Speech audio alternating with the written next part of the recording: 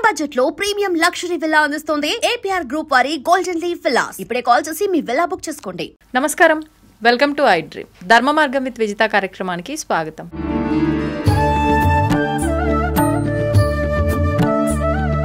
ప్రస్తుతం మనతో పాటు ఉన్నారు ప్రముఖ ఆధ్యాత్మికవేత్త, హనుమత్ మరియు శ్రీ విద్యా ఉపాసకులు బ్రహ్మశ్రీ శివయోగి సిస్లా జయశంకర్ గారు. ఇప్పుడు గురుగారితో మాట్లాడదాం. నమస్కారం గురుగారు. ఆయుష్మతి భవ. గురుగారు, ఎన్నో సందర్భాల్లో మనం మాట్లాడుకోవడం జరిగింది కర్మ సిద్ధాంతం ప్రకారంగా మనం ఏం చేస్తే అదే తిరిగి వస్తుందని. మీరు ఉదాహరణకు కూడా చెప్పారు కొన్ని సందర్భాల్లో ఏ విత్తనం నాటుతామో అదే మొక్క వస్తుంది, మనం అవే పళ్ళు వస్తాయి అని చెప్పి అన్నారు. అంటే దీన్ని బట్టి మనం ఏం చేస్తే అది, మంచి చేస్తే మంచే, చెడు చేస్తే చెడే. కానీ మంచి చేస్తున్న వాళ్ళు కూడా ఎన్నో ఇబ్బందులు పడుతున్నారు. ఒక రకంగా ఇది ఎలా మారిపోయింది అని అంటే మంచి వాళ్ళకే కష్టాలు ఎక్కువ అనే విధానంలోకి కూడా మారిపోయింది. మరి దాని గురించి ఏం చెప్తారు మీరు? అంటే ఈ సందర్భంగా ఓ సినిమా డైలాగ్ ఉంది, కొన్నిసార్లు రావడం కొంచెం లేట్ అవ్వచ్చు కానీ రావడం మటుకు పక్క అన్న రీతిలో మనం చేసే మంచి ఎక్కడికి పోదమ్మా. నోట్ ఆన్ దిస్ నోట్, చెడు కూడా ఎక్కడికి పోదు. చెడు చేస్తే సుఖపడతాము, మంచి చేస్తే బాధపడతాము అనేది ఉత్తి అపోహ మాత్రమే. తాత్కాలికమైన ప్రయోజనాలను కలిగించడానికి మాత్రమే ఉపయోగపడుతుంది. బట్ లాంగ్ టర్మ్లో మనం ఏం చేస్తే మనకు అదే తిరిగి వస్తుంది. కొంచెం లేట్ అవ్వచ్చు.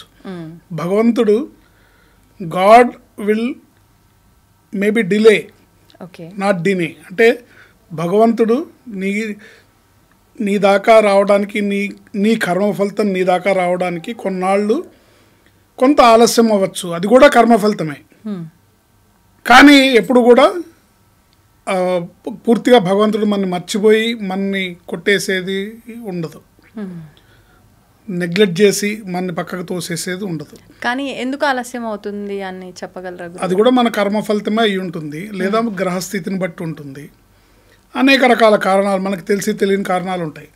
ఇవన్నీ కాదు మనం ఆలోచించాల్సింది, మనం చేసే పని మంచిగా కాదా, మనం సద్బుద్ధితో ఉన్నామా లేదా, సన్మార్గంలో ఉన్నామా లేదా, సత్కర్మలను ఆచరింపజేస్తున్నామా లేదా అనేదాన్ని చూసుకుంటూ ఉంటే మనకి రావాల్సిన సత్ఫలితాలు తప్పనిసరిగా వచ్చి తీరుతాయి. ఎందుకు నేను మీకు చిన్న మోరల్ స్టోరీ చెప్తా. ఒక ఆవిడ ఒక కిరాణా షాప్కి పొద్దున్నే ఆయన షాప్ తీయంగానే చాలా హడావిడిగా వచ్చి ఒక 10 రూపాయలు తీసి ఆయనకి ఇచ్చి, ఏమండి నిన్న మీ దగ్గర నేను సరుకులు కొన్నాను, పొరపాటున నాకు చిల్లరిచ్చే ప్రాసెస్లో మీరు 10 రూపాయలు ఎక్కువ ఇచ్చారు నాకు, నేను ఇక్కడ చూసుకోలేదు, ఇంటికి వెళ్ళి చూసుకున్నాను, రాత్రే వచ్చాను నేను, కానీ అప్పటికే మీరు షాప్ క్లోజ్ చేశారు, మీ 10 రూపాయలు మీరు ఉంచుకోండి అని ఇచ్చేస్తుంది. అమ్మా 10 రూపాయలే కదా, ఎందుకంత ఎమర్జెన్సీగా నువ్వు ఇంటి నుంచి మళ్ళీ రాత్రి ఒకసారి వచ్చి పొద్దున ఒకసారి వచ్చి అంత అవసరం ఏముందమ్మా, ఈసారి వచ్చినప్పుడు ఇచ్చేదానివి కదా, ఏమైందంటే కాదండి నాకు భర్త లేడు, మా ఆయన బతికుండంగా ఎప్పుడు ఒక మాట చెప్తుండేవాళ్ళు, పరుల సొమ్ము పాము వంటిది, 1 రూపాయి కూడా మనది కాంది మనం ముట్టుకోకూడదు, మనకు సంబంధం లేనిది మనం తీసుకోకూడదు అని అంటుండేవాళ్ళు. అందుకని మీకు ఇవ్వాల్సిన 10 రూపాయలు ఇచ్చేస్తేనే నాకు మనశ్శాంతి, లేకపోతే నాకు మనశ్శాంతి లేదు. మీ 10 రూపాయలు నా దగ్గర ఉన్నందువల్ల మీకు నష్టమేం లేకపోవచ్చు, కానీ నాకు అశాంతిగా ఉంటుంది. మీ సొమ్మిదో నా దగ్గర ఉండిపోయిందనే ఒక అశాంతి ఉంటుంది. ఇది రేపొద్దున ఈ అశాంతి కానీ ఈ పాపం కానీ అది 10 రూపాయలే కావచ్చు, నా పిల్లలకి ఏమన్నా దాని ఎఫెక్ట్ ఏమన్నా పడుతుందేమో. ఇప్పటికే తండ్రి లేని పిల్లలు, అందుకని మీ రుణం నేను తీర్చేసుకోవాలని వచ్చానంట. ఆయన ఆ 10 రూపాయలని కళ్ళకు దండం పెట్టుకొని గల్లాలో వేసుకొని ఒక 2 నిమిషాలు ఆలోచించి ఆవిడ చేసిన పనిని ఒకసారి మళ్ళీ నెమరేసుకొని, అంటే రుణం ఉంచుకోకూడదు అని చెప్పి ఆవిడ సందేశాన్ని ఆయన పొద్దున్నే వెంటనే తను గల్లాలోంచి ఒక 300 రూపాయలు జేబులో పెట్టుకొని స్కూటర్ వేసుకొని ఇంకో కస్టమర్ ఇంటికి వెళ్ళాడు. వెళ్ళి నిన్న మీరు కొన్న సరుకుల్లో నేను కొంచెం అటు ఇటు ఎక్కువ చెప్పి ఒక 300 రూపాయలు ఎక్కువ తీసుకున్నాను మీ దగ్గర, మీ డబ్బులు మీరు తీసుకోండి అని. అదేంటండి పోనీ నెక్స్ట్ టైం అన్నా తగ్గించేవాళ్ళు కదా, ఎందుకు ఇప్పుడు అంత నన్ను వెతుక్కుంటూ వచ్చి షాప్ వదిలేసి వచ్చి మళ్ళీ 300 నాకు ఇచ్చేశారు మీరు అని చెప్పాను. ఆయన అడిగితే లేదండి నా మనశ్శాంతి కోసం ఈ రుణభారాన్ని పెట్టుకోదలుచుకోలేదు, నేను నా మనశ్శాంతి కోసం మీ డబ్బులు మీకు ఇచ్చేస్తున్నాను, నా మనశ్శాంతిని కోల్పోదలుచుకోలేదు అని అంటాడు. అతను ఆ 300 తీసి జేబులో పెట్టుకొని అతను ఆలోచిస్తాడు ఈ పాయింట్ని, ఇదేంటి రుణభారాన్ని ఉంచుకోకూడదా అని. తాను ఎవరికో ఒక స్నేహితుడికి ఒక 10,000 రూపాయలు ఇవ్వాల్సి ఉంటే తీసుకెళ్ళి ఆ డబ్బులు ఇచ్చేస్తాడు. ఇచ్చేసి నీ రుణభారం నాకు వద్దు, ఎవరి సొమ్ము తినకూడదు అనుకున్నాను అని. ఆ 10,000 అతను ఆలోచించి ఈ స్టోరీ అంతా విని నేను ఎవరికి భారం అవ్వకూడదు, నేను ఎవరికి రుణపడకూడదు అని తనకి గతంలో ఒక స్నేహితుడు 15 లక్షల రూపాయలు సహాయం చేస్తాడు. చేస్తే ఆ 15 లక్షల రూపాయలు ఇతను తిరిగి చెల్లించకుండానే అతను చనిపోతాడు. చనిపోయాడు కదా అనే ఉద్దేశంతో ఇతను ఇంకా దాన్ని నెగ్లెక్ట్ చేసి వదిలేస్తాడు.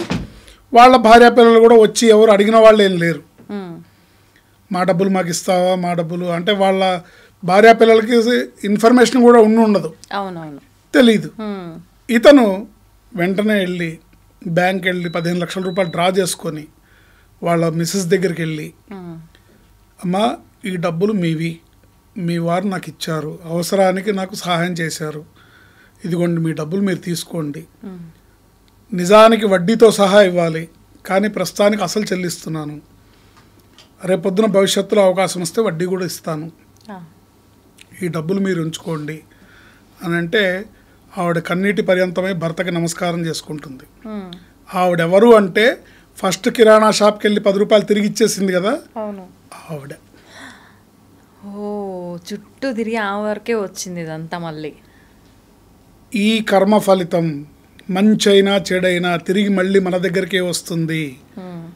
మంచైనా చెడైనా గోడ కొట్టిన బంతిలాగా తిరిగి అది మనల్నే చుట్టుకుంటుంది. అందుకని సత్కర్మలు చేస్తూ పోదాం, సత్ఫలితాలని అనుభవిద్దాం, ఆస్వాదిద్దాం.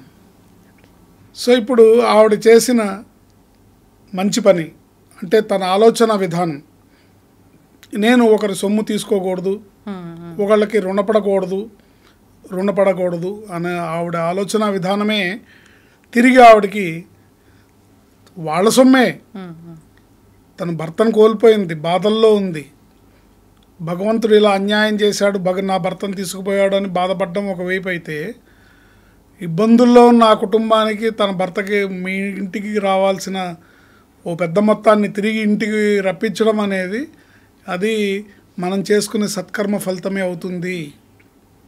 తను చేసిన తను ఏ మార్గంలో అయితే తను వెళ్తుందో, ఏ విధంగా తను ఆలోచించి ఎవరికి రుణపడకూడదని నిన్న కిరాణా షాప్ యజమానికి తిరిగి తీసుకెళ్ళి 10 రూపాయలు ఇచ్చిందో, ఆ సద్బుద్ధే ఆమెకి ఒక పెద్ద మొత్తాన్ని తిరిగి తన ఇంటికి చేర్చే విధంగా అనుగ్రహించింది. ఇదే విధి విచిత్రం,